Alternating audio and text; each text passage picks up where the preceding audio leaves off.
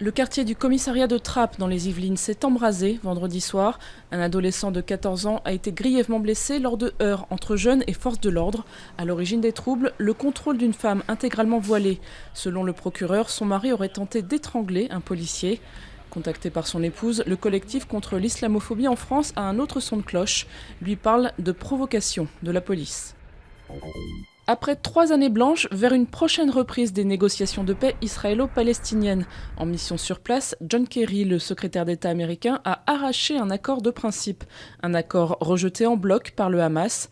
Pour le mouvement au pouvoir à Gaza, le président palestinien Mahmoud Abbas n'a aucune légitimité pour négocier au nom du peuple palestinien sur des questions dites fondamentales.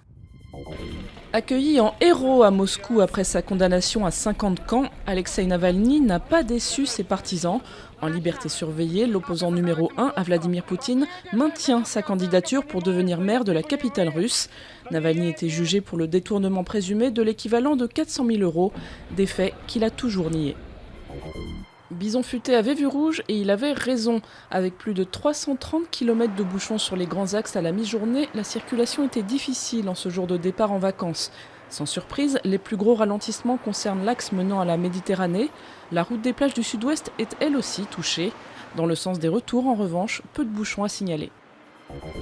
Du sable, des parasols, des litres de crème glacée, pas de doute, Paris-Plage a repris ses quartiers sur les berges de Seine. Avec un mercure à 31 degrés, la capitale n'a rien à envier à la Côte d'Azur, ou presque. Moi j'aurais qu'une envie, c'est de me jeter dans l'eau quoi. Mais bon, la Seine quoi. Faute de baignade, il se consolera avec une bonne partie de pétanque.